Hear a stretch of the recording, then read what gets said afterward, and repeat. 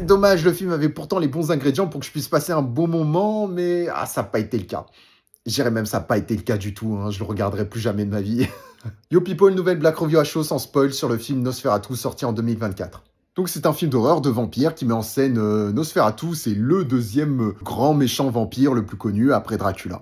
Pour les points positifs, déjà c'est l'immersion, hein, les décors, les costumes, la photographie, non, c'est vraiment nickel, j'aime bien le ton que ça prend. Alors c'est un ton très froid, très dramatique, et bah c'est ce que j'aime. Les acteurs également, ça fonctionne plutôt bien. Bon, Lily Depp, ça peut devenir une grande star de films d'horreur, hein, vraiment, avec sa tête, elle a de la gueule, elle a une gueule assez froide, hein, c'est assez spécial. Nosferatu, ça c'est du vampire. Ça, c'est du bon vampire à l'ancienne. Ah, ça, j'ai kiffé. Parce qu'il y en a marre des fashion victimes de vampiriques, là, à la Twilight.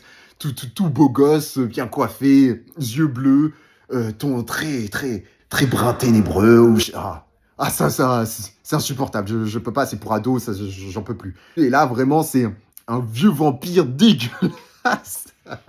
Ici, le Nosferatu est flippant. C'est un vieux vampire un peu bossu, avec sa voix rauque, de fumeur excessive, de cancéreux en phase terminale. Tu te dis, bah, c'est un vieux à l'agonie, c'est fini pour lui. Dès que la nuit tombe, bon, là, t'as compris qu'il faut, qu'il faut te barrer vite.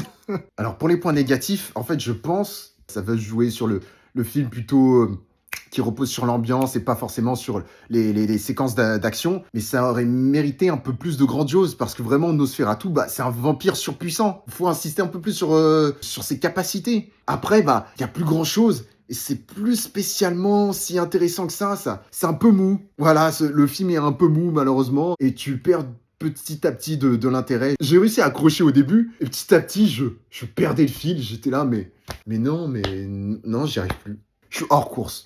Vraiment, je suis descendu à la mauvaise station. Le train, il est parti. Et moi, je suis resté sur les quais. Et comme un con. Et je me suis dit, mais non, le train, il n'était pas pour moi, en fait. C'est pas là que je voulais aller. Voilà, mais c'est ça, c'est totalement ça. J'ai pris un train en étant persuadé qu'il allait dans la bonne direction. Et je me suis rendu compte que c'était pas le cas. Et je suis descendu du train. Je suis descendu du train et j'ai perdu le fil. Et je suis rentré chez moi. Sans regret.